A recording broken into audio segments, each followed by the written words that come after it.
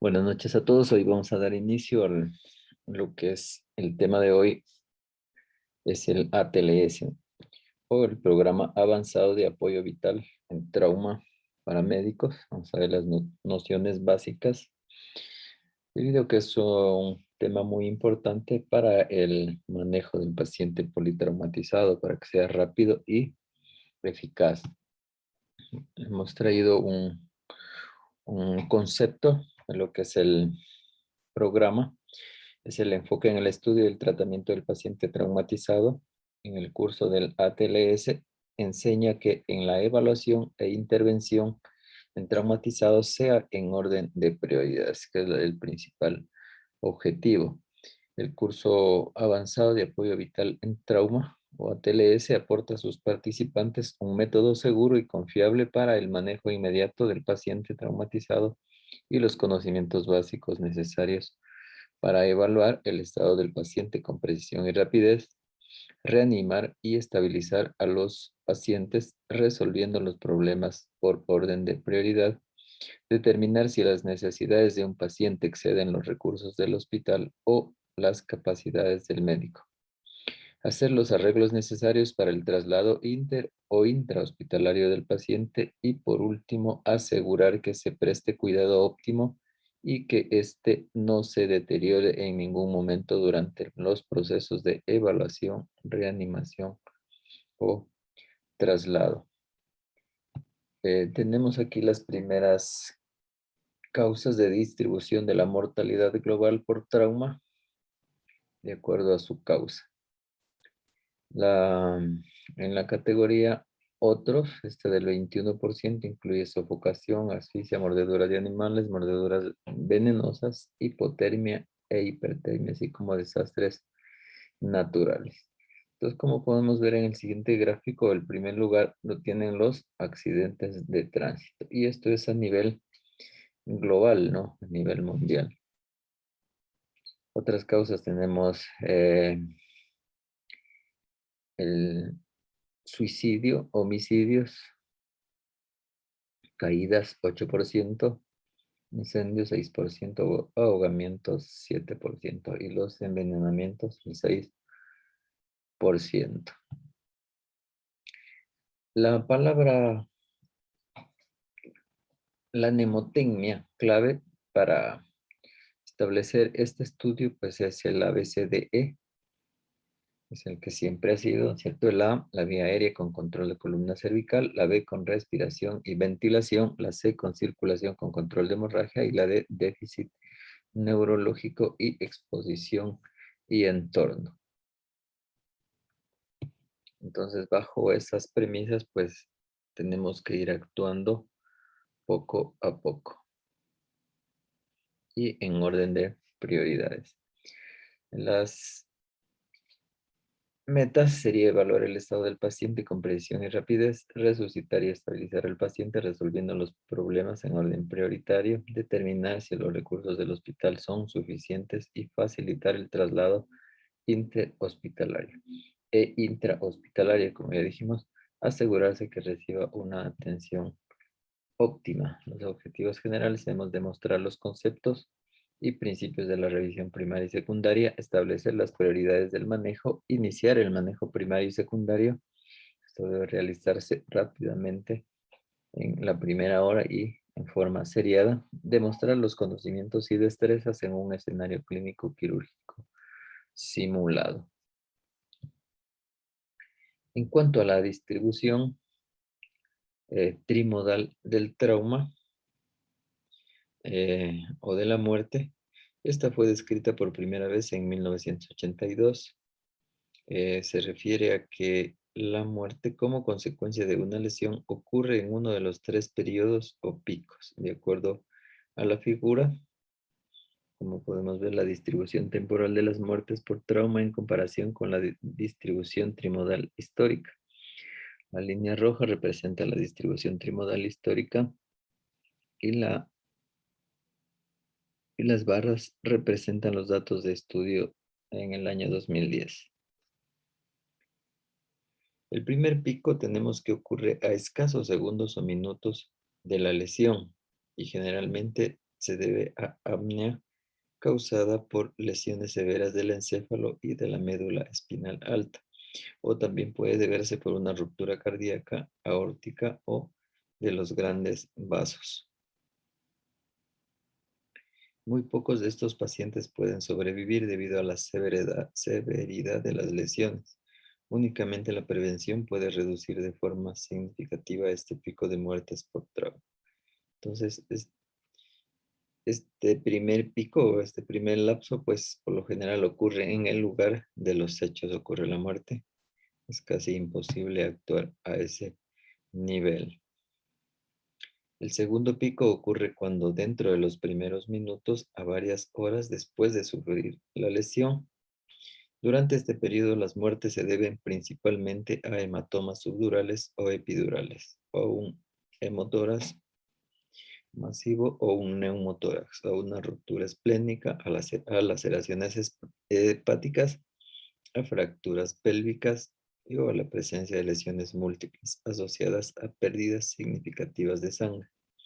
Entonces, a esto es lo que le llamamos la hora de oro o la hora dorada para la atención del paciente politraumatizado, que se caracteriza por la necesidad de una evaluación y reanimación rápidas, los cuales son principios fundamentales del programa de la TLS. El tercer pico ocurre varios días o semanas después del traumatismo y suele ser causa de sepsis a disfunción orgánica múltiple. Entonces, igualmente aquí sí podemos actuar. El cuidado provisto durante cada uno de estos periodos anteriores tiene impacto en los resultados durante esta etapa. La primera persona que atiende al paciente traumatizado y las subsecuentes tienen un efecto directamente proporcional al resultado a largo plazo. Entonces tenemos que la distribución de la mortalidad en el tiempo refleja los avances y capacidades de los sistemas de trauma locales. Por lo tanto, el aspecto general de la mortalidad en trauma se ha modificado debido al desarrollo de entrenamiento estandarizado para médicos y a la mejora en la atención prehospitalaria y al desarrollo de centros de trauma con grupos y protocolos bien establecidos para la atención de los pacientes traumatizados. En cuanto a la evaluación y tratamiento iniciales, los principales objetivos tenemos seleccionar las prioridades de atención, realizar rápidamente la revisión primaria y secundaria, luego aplicar técnicas de resucitación inicial y definitiva, realizar una buena historia médica para identificar más lesiones ocultas. Y lo que siempre también debemos tomar en cuenta, pues son anticipar los peligros latentes.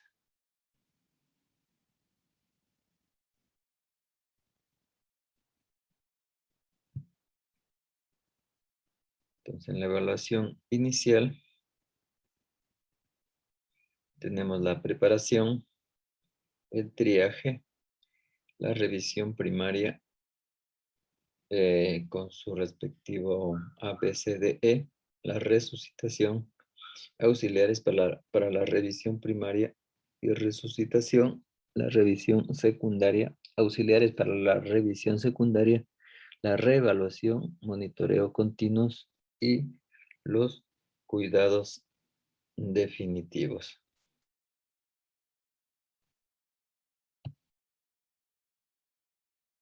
Entonces tenemos en la preparación para la atención de pacientes traumatizados, ocurren dos situaciones clínicas distintas en el lugar del incidente y en el hospital. En el lugar del incidente, durante la fase prehospitalaria, los eventos son coordinados con los médicos receptores en el hospital y en el segundo, durante la fase hospitalaria, la preparación apunta a facilitar una reanimación rápida. Entonces tenemos aquí la fase prehospitalaria, la coordinación con los organismos y el personal prehospitalario puede acelerar el tratamiento en el lugar del incidente. O sea, siempre debe haber una comunicación y una coordinación adecuada. para que de esta manera la atención prehospitalaria sea más eficaz.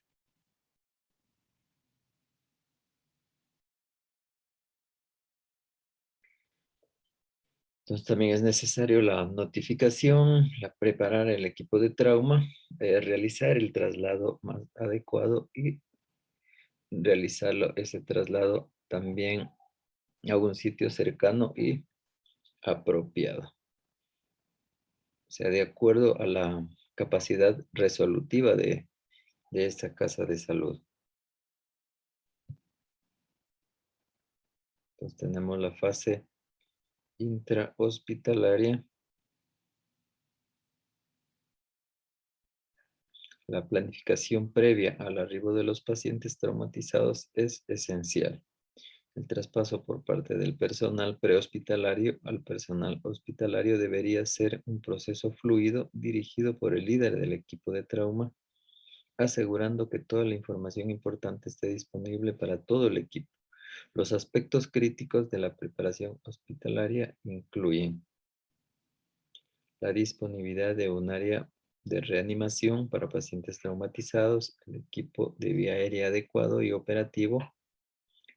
Soluciones cristaloides intravenosas tibias deben estar siempre disponibles, un protocolo para disponer de asistencia médica adicional, como también para asegurar la respuesta del laboratorio y personal de radiología. Y acuerdos de traslado a los centros de trauma verificados deben ser previamente establecidos y operacionales. Entonces, incluso para esto, pues se puede llegar a convenios interinstitucionales para que sea eficaz este tratamiento. El triaje, en cambio, involucra la selección de pacientes basada en los recursos requeridos para el tratamiento y los recursos disponibles. La secuencia de tratamiento está basada en las prioridades en el ABC, eh, que es lo que corresponde a la vía aérea con control de columna cervical, la respiración y la circulación con control de hemorragia. Los otros factores que pueden afectar al triaje y la prioridad en la atención incluyen la severidad de las lesiones, la probabilidad de sobrevida y también los recursos disponibles. El triaje también incluye la selección de los pacientes en la escena para determinar el hospital receptor apropiado. Los incidentes pueden ocurrir de dos tipos: los múltiples víctimas o también eventos con saldos masivos de víctimas. Los múltiples lesionados son aquellos en donde el número de pacientes y la severidad de sus lesiones no exceden la capacidad de brindar atención. En esta situación, los pacientes con lesiones que amenazan la vida y en aquellos con lesiones múltiples son atendidos primero, ¿sí? En cambio, en los accidentes masivos o desastres, en estos eventos, el número de pacientes y la severidad de sus lesiones exceden la capacidad del hospital y del personal. En estos casos, los pacientes con la mejor probabilidad de sobrevida y que requieran menor tiempo posible de atención por el personal y el equipamiento y recursos son los que deben ser atendidos primeramente. Tenemos una hoja de el esquema de toma de decisiones en el triaje. Vamos rápidamente, vamos a dar los 4 pasos. En primer lugar, tenemos la medición de signos vitales y el nivel de conciencia. En el paso 1 tenemos la escala de coma de Glasgow, menos de 14, o pacientes con respiración menos de 10 o más de 29, o presión sistólica menos de 90. En estos scores, la calificación revisada del trauma menor a 11 o la calificación pediátrica de trauma menos a 9. Entonces, en estos casos, debemos llevar a un centro de trauma, si esto es positivo, y si tiene estos puntajes menores, no evaluar la anatomía de la lesión. El paso 2, el paciente puede estar con tórax inestable, con 2 o más fracturas proximales de los huesos largos, amputación proximal en la muñeca o el tobillo, todo el trauma penetrante, cabeza, cuello, torso, extremidades proximal, codo y rodilla, parálisis de extremidades, fracturas pélvicas, combinación de traumas y quemaduras. Entonces, si hay todo esto, llevar a un centro de trauma o alertar al equipo de trauma. Si no hay, evaluar el mecanismo de la lesión y la evidencia del impacto de alta energía. Seguimos al paso 3, eyección del auto, muerte de un pasajero en el mismo compartimento. O sea, la muerte de un pasajero pues nos proporciona o nos ayuda a decir que, o a predecir que fue un accidente muy grave, ¿no? Que por lo tanto el paciente con vida pues puede tener lesiones graves igualmente. El otro sería un peatón atropellado, la colisión con automóvil a alta velocidad, por ejemplo, una velocidad inicial de 40, de más allá de 64 kilómetros por hora, la deformidad del automóvil mayor a 50 centímetros, introducción al compartimiento del pasajero, más allá de 30 centímetros, tiempo de rescate más allá de 20 minutos, caídas más allá de 6 metros, toda volcadura de automóvil, impacto de automóvil peatón mayor a 8 kilómetros por hora, colisión de motocicleta a más de 32 kilómetros por hora, con separación del tripulante y la motocicleta. En caso que esto sea positivo, pues, se debe comunicarse con control médico y considerar el transporte a un centro de trauma. Si no, pasamos al pase 4. Edad menor de 5 años o mayores de 55 años, embarazo, pacientes inmunosuprimidos, cardiopatía, neumopatía, diabéticos, dependientes de insulina, cirróticos, obesidad mórbida o coagulopatía. En estos casos, comunicarse al centro de control, el transporte del centro de trauma y alertar al equipo de trauma. En caso de ser negativo, esto reevaluar con control médico. Entonces de ahí ya pasamos pues a la revisión primaria.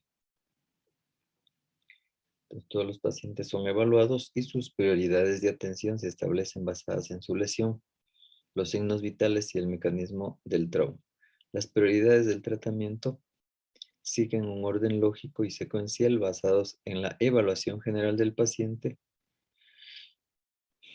Ya, los signos vitales del paciente deben ser obtenidos de una forma rápida y eficiente. El manejo consiste en una revisión primaria rápida con reanimación simultánea de las funciones vitales, una revisión secundaria detallada y el inicio del tratamiento definitivo. Entonces aquí hacemos la revisión primaria, creo que es el ABCDE, ¿cierto? La vía aérea con restricción del movimiento de la columna cervical. La B de breathing, respiración y ventilación. C de circulación con control de hemorragia. La D de déficit y evaluación del estado neurológico. Y la E, exposición con control del ambiente.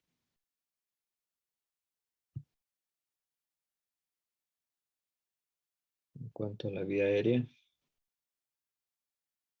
con restricción del movimiento de la columna cervical, está basado en la evaluación inicial. El primer objetivo es determinar la permeabilidad de la vía aérea. Realizar rápido esta evaluación en busca de signos de obstrucción de la vía aérea, busca de cuerpos extraños, identificación de fracturas faciales, mandibulares, traqueales, laringias o como otras causas que puedan obstruir la vía aérea. Se debe aspirar y secar las secreciones, sangre acumulada que puedan causar obstrucción.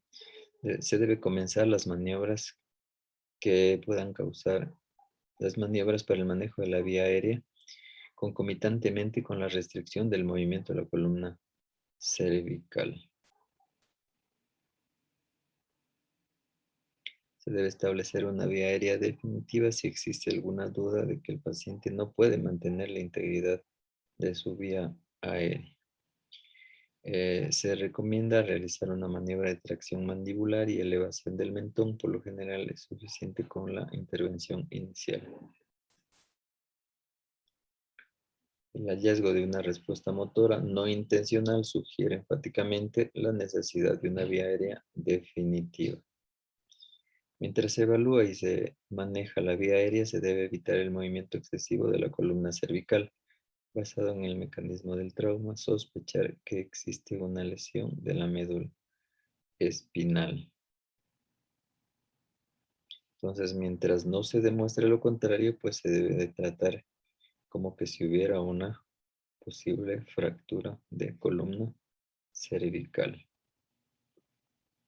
El examen neurológico por sí solo no excluye el diagnóstico de una lesión de la médula cervical. La columna debe ser protegida de movimientos excesivos para prevenir una progresión del déficit y la columna cervical es protegida con un collar cervical.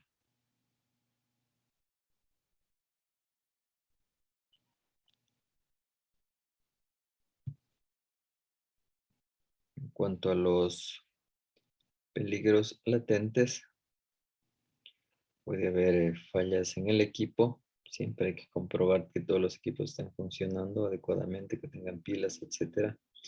En cuanto a la intubación fallida, siempre identificar la anatomía de la vía aérea dificultosa, ¿cierto? Tenemos como un cuello corto, hipoplasia de la mandíbula en pacientes obesos. Bocas pequeñas son peligros para una intubación fallida. La pérdida progresiva de la vía aérea en este caso se debe reconocer el estado dinámico de la vía aérea, reconocer las lesiones que pueden provocar pérdida progresiva de la vía aérea, reevaluar los signos de deterioro de la vía aérea. En cuanto a la respiración y ventilación, la permeabilidad de la vía aérea sola no asegura una adecuada ventilación. El intercambio gaseoso adecuado es indispensable para maximizar la oxigenación y la eliminación del dióxido de carbono. La ventilación requiere de un correcto funcionamiento de los pulmones, la pared torácica y del diafragma. Por eso los médicos tratantes deben rápidamente evaluar y examinar cada componente. Entonces, es importante buscar problemas ya como el neumotórax a tensión, tórax inestable, hemotórax masivo, un neumotórax abierto.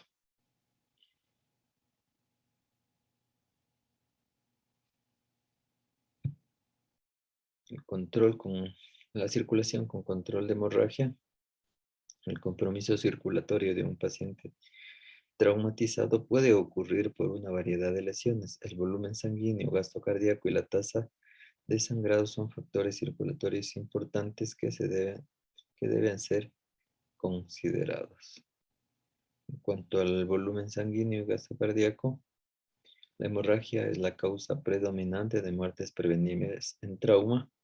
Por lo tanto, debemos identificarla, realizar un rápido control de las hemorragias e iniciar la reanimación con líquidos intravenosos y, si es posible, ya con hemoderivados.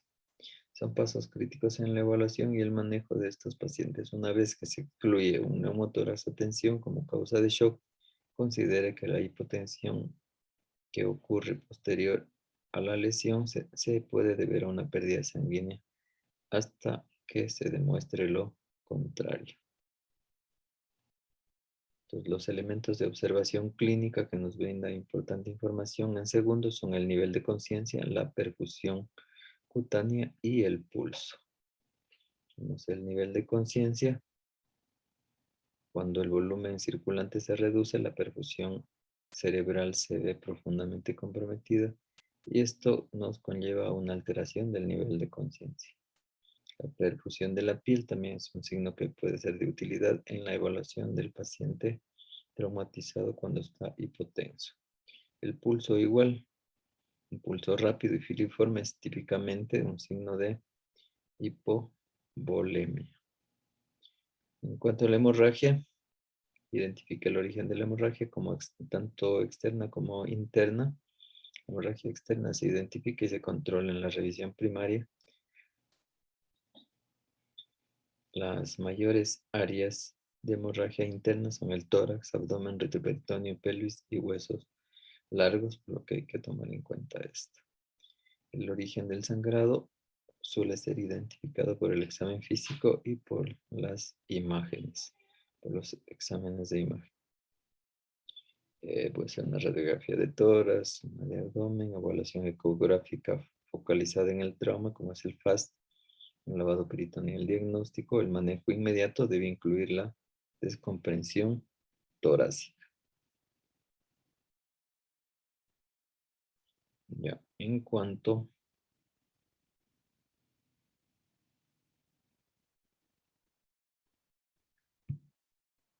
al déficit neurológico, una evaluación neurológica rápida establece el nivel de conciencia del paciente y el tamaño y la reactividad de las pupilas de igual manera. Se debe identificar la presencia de signos de lateralización motora y determinar el nivel de la lesión medular si esta hubiere. La escala de coma de Glasgow es un método rápido, simple y objetivo para determinar el nivel de conciencia. La puntuación motora de la escala de coma de Glasgow se correlaciona con la evolución posterior. Un descenso en el nivel de conciencia puede indicar una disminución de la oxigenación y o perfusión cerebral, que puede deberse a una lesión cerebral directa. Un nivel alterado de la conciencia indica la necesidad de una reevaluación inmediata de la oxigenación, ventilación y perfusión del paciente. Por otro lado, la hipoglucemia, el alcohol, narcóticos y otras drogas también pueden alterar el nivel de conciencia y se debe tomar en cuenta. La prevención de la lesión cerebral secundaria al mantener una adecuada oxigenación y perfusión es el objetivo primordial del manejo inicial de estos pacientes. Los pacientes con una evidencia de lesión cerebral deberían atenderse en una institución donde tengan el personal y recursos necesarios para anticipar y manejar los requerimientos de estos pacientes. Cuando los recursos para atender a estos pacientes no estén disponibles, debe iniciarse los procedimientos de traslado lo más pronto posible.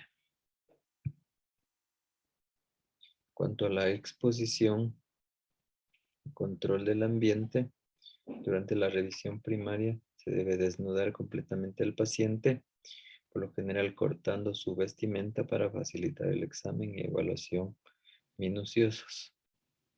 Una vez que se haya completado esta evaluación, se debe cubrir al paciente con mantas tibias con un dispositivo de calor externo para prevenir la hipotermia. Es recomendable entibiar los líquidos intravenosos antes de infundirlos y que el ambiente de emergencia pues debe ser cálido. La hipotermia puede estar presente cuando el paciente llega o puede desarrollarse rápidamente en el departamento de urgencias si el paciente no está cubierto y recibe una administración rápida de soluciones a temperatura ambiente o sangre refrigerada, ya que la hipotermia es una complicación potencialmente letal en los pacientes traumatizados. Tome medidas agresivas para prevenir la pérdida de calor y restaure la temperatura corporal a la normalidad. En cuanto a los peligros latentes, la hipotermia puede estar presente al ingreso. Asegúrese del ambiente cálido, utilice las mantas caliente con líquidos previos a su administración. La hipotermia puede desarrollarse después del ingreso, por lo tanto debe hacer un rápido control de las hemorragias, administrar líquidos calientes y asegurar un ambiente cálido y utilizar mantas calientes. También tenemos, por otro lado, los anexos a la revisión primaria con reanimación.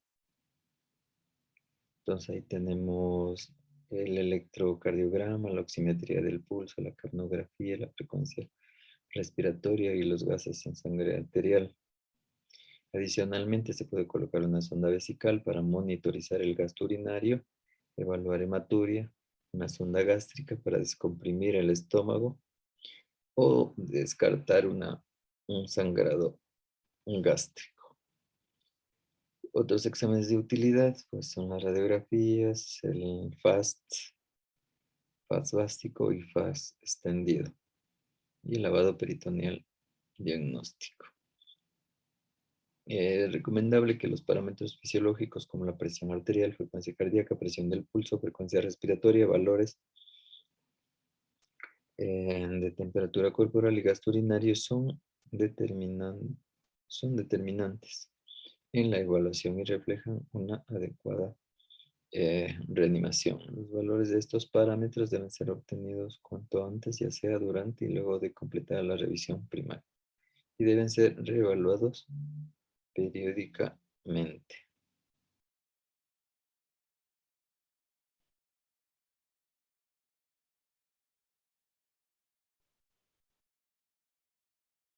Ya tenemos la resucitación, esta debe ser agresiva. Se debe tratar primariamente las lesiones que amenazan la vida. Igualmente debemos continuar con el ABC, ¿sí? Que ya habíamos mencionado. Los auxiliares de la revisión primaria y secundaria son los que ya mencionamos igual. Las consideraciones para el traslado de pacientes. Durante la revisión primaria y la reanimación, el médico que hace la revisión frecuentemente obtiene suficiente información para determinar la necesidad de trasladar al paciente a otra institución para su tratamiento definitivo. El proceso de traslado puede ser iniciado inmediatamente por el personal administrativo bajo directivas del líder del personal del equipo de trauma, mientras otras medidas de evaluación y reanimación adicionales se llevan a cabo simultáneamente. Algo que es muy importante es no demorar el traslado con evaluaciones diagnósticas más profundas, solamente haga las pruebas que mejoren la reanimación, estabilización del paciente y asegurar un traslado seguro. Entonces, esto sería lo más importante. También una buena comunicación es importante para evitar pérdidas de tiempo. En cuanto a la revisión secundaria, esta no empieza hasta que la revisión primaria, o sea, el ABCDE, haya finalizado. Los esfuerzos de la reanimación están en marcha y se haya demostrado el mejoramiento de las funciones vitales. Cuando hay personal adicional disponible, parte de la revisión secundaria puede iniciarse mientras el otro profesional conduce la revisión primaria. Este método no debe, bajo ningún concepto, interferir con el desarrollo de la revisión primaria, que tiene la más alta prioridad. Entonces, la revisión secundaria pues es una evaluación de cabeza a pies del paciente traumatizado, es decir, una historia y un examen físico completo, incluyendo la reevaluación de todos los signos vitales. Cada región del cuerpo se examina por completo. La posibilidad de no reconocer una lesión y no apreciar la importancia de una lesión es elevada, especialmente en un paciente inconsciente o inestable.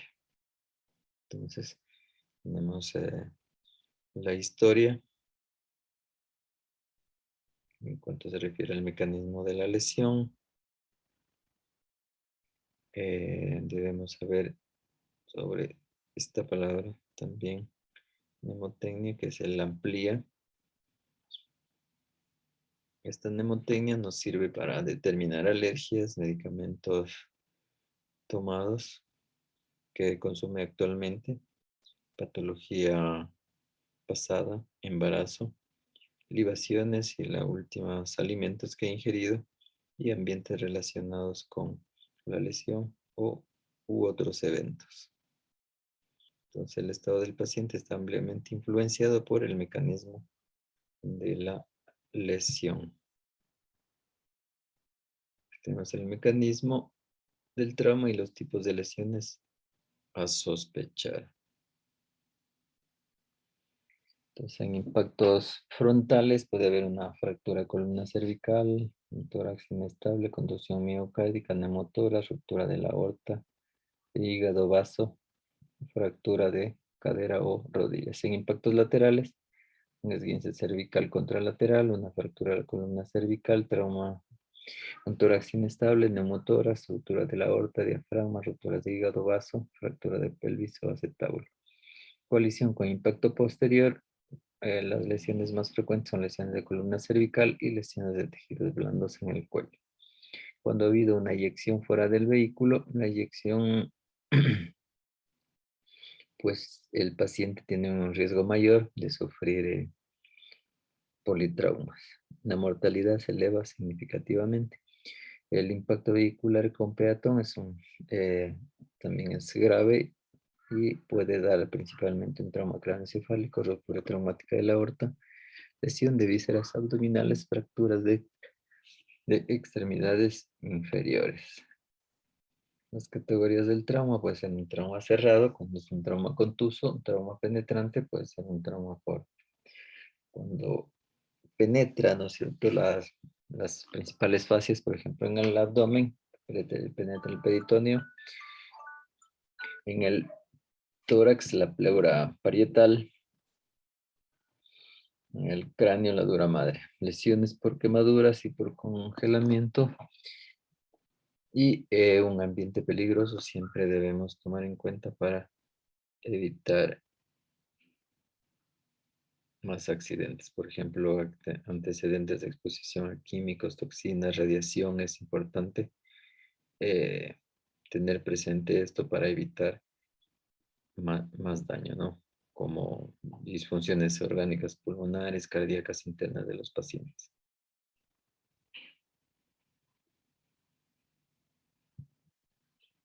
El examen físico durante la revisión secundaria, el examen físico sigue la secuencia de la cabeza, estructuras maxilofaciales, cuello, columna cervical, tórax, abdomen, pelvis, periné, recto, vagina, sistema musculoesquelético y sistema neurológico. Entonces, en la cabeza, lo que es principalmente en la revisión secundaria comienza con la evaluación de la cabeza para identificar todas las lesiones neurológicas relacionadas y cualquier otra lesión significativa. Entonces debe examinar todo el cuero cabelludo, la cabeza, en búsqueda de laceraciones, contusiones, fracturas, etc. Debido al edema alrededor de los ojos, puede que más tarde impedir un examen minucioso. Los ojos deben ser reevaluados para determinar su agudeza visual, tamaño pupilar, hemorragia conjuntival, fondo de ojos si es posible, lesión penetrante, lentes de contacto, retirar antes de que ocurra el edema, luxación del cristalino o atrapamiento ocular.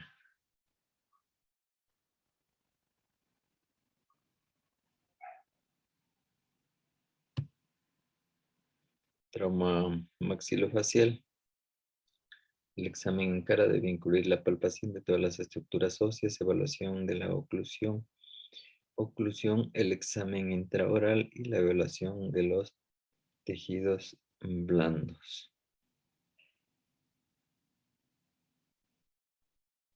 También todos los pacientes con fracturas de la parte media de la cara pueden tener una fractura de la lámina cribosa, por lo tanto hay que tener en cuenta para no colocar una sonda nasogástrica, sino posiblemente orogástrica.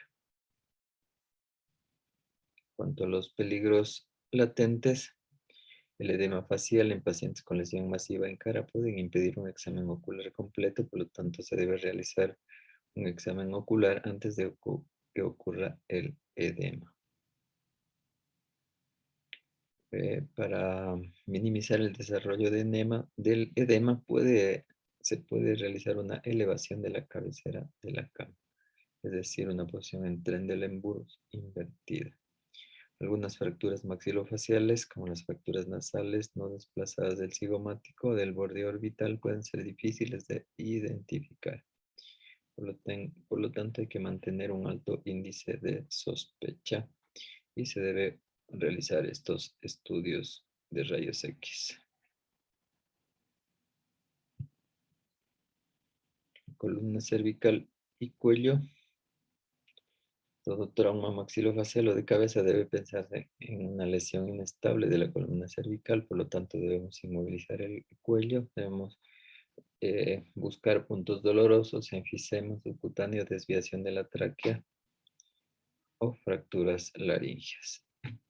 Siempre debemos palpar los pulsos carotidios a este nivel, lesiones de platisma, buscar hemorragias arteriales activas, hematomas en expansión, soplos arteriales o compromiso de la vía aérea que pueda requerir una exploración quirúrgica. En cuanto a los peligros latentes, nos dar en cuenta que las posibles lesiones de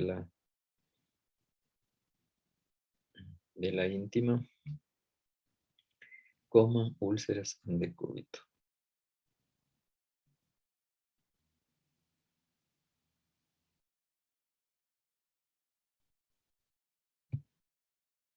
El tórax se debe realizar una inspección exhaustiva. El tórax anterior, el tórax posterior, lesiones significativas como dolor, dificultad respiratoria, hipoxia, buscar ruidos cardíacos apagados o presión del pulso disminuido como taponamiento cardíaco. Sería la tríada de Beck. El murmullo vesicular, debemos buscar si está disminuido, si hay timpanismo o shock, por lo que debemos sospechar en una neumotórax atención. El ensanchamiento del mediastino o el desplazamiento de la zona nasogástrica hacia la derecha, una ruptura de la aorta. Siempre debemos tener en cuenta en ancianos o niños, debido a que la fisiología es muy diferente. En el abdomen, estas lesiones pueden ser identificadas y tratadas agresivamente. Se debe realizar una reevaluación frecuente por el mismo médico. En caso de, se debe buscar hipotensión, lesiones neurológicas, alteración de la conciencia por alcohol o drogas.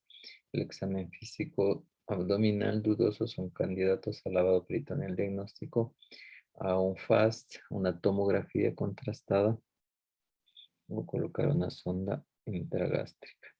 Los peligros latentes puede ser una manipulación excesiva de la pelvis, podemos provocar mayor sangrado, por lo que debemos tomar en cuenta esto. Las fracturas también pueden ser de difícil diagnóstico, las lesiones pancreáticas y de víscera hueca, para lo cual debemos apoyarnos de exámenes complementarios.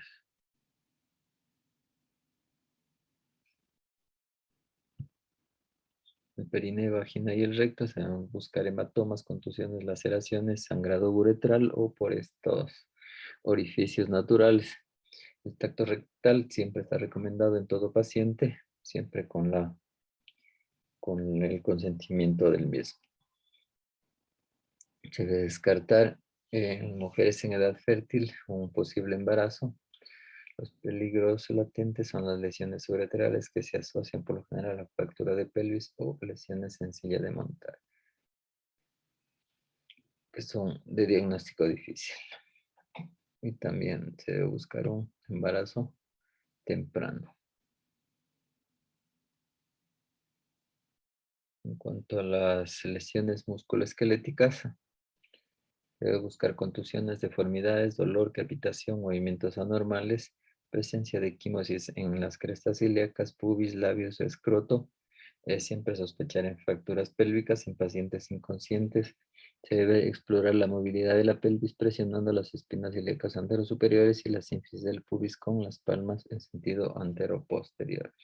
La disminución de la sensibilidad, la pérdida de la fuerza muscular nos pueden orientar a un daño neurológico o una isquemia cerebral. Siempre se debe realizar el examen de la espalda, los peligros latentes, con pérdida sanguínea por fracturas pélvicas.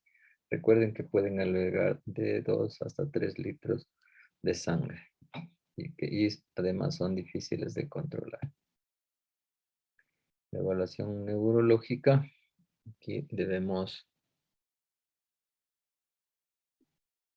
Utilizar pues la escala de coma de Glasgow, valorar el estado de conciencia, la sensibilidad, la motricidad, parálisis, pareces, debilidades, la columna vertebral, sistema nervioso periférico. Inmovilizar totalmente el paciente con tabla espinal larga o collar cervical semirrígido en caso de sospechas de fracturas cervicales o de columnas dorsal o lumbar. Revalora el estado de oxigenación, ventilación y perfusión cerebral. Los peligros latentes tenemos el aumento de la presión intracerebral. Puede ser menor a la presión de perfusión cerebral y causar una lesión cerebral secundaria. Cuanto a los auxiliares de la revisión secundaria, tenemos las radiografías, tomografías, cabeza, tórax, abdomen y columna, una urografía contrastada, el ultrasonido transesofágico, bronco o esofagoscopías, angiografías, entre otros. La reevaluación debe ser constante y minuciosa. Se debe observar la aparición de nuevos signos. El monitoreo debe ser continuo de los signos vitales y gasto urinario, monitoreo cardíaco y gasometría. Y debemos procurar aliviar el dolor. Tratamiento médico definitivo se debe realizar de acuerdo a los criterios de triaje para el traslado interhospitalario, que ayudan a determinar el nivel de la conciencia, la urgencia y la magnitud de las medidas y el manejo inicial.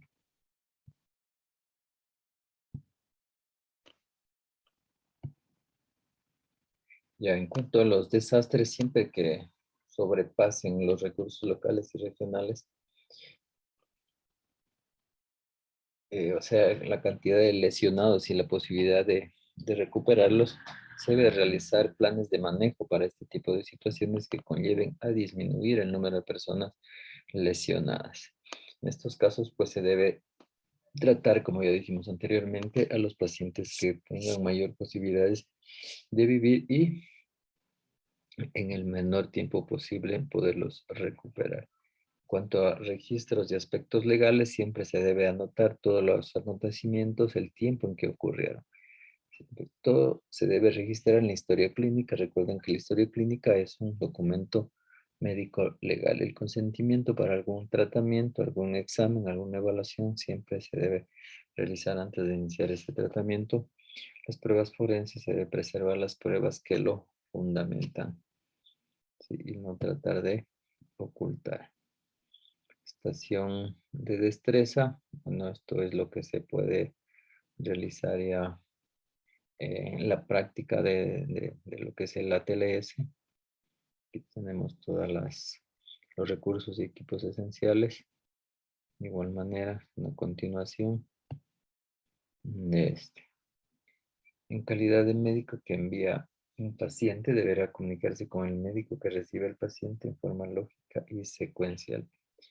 Recuerden que es importante requerir una historia del paciente, incluyendo el mecanismo de la lesión, los hallazgos físicos, el manejo instituido, la respuesta del paciente a la terapia, estudios diagnosticados realizados y sus resultados, necesidad del traslado, método de traslado y hora aproximada de llegada. Todo esto debe ir anotado y directamente en comunicación con el médico que va a recibir al paciente.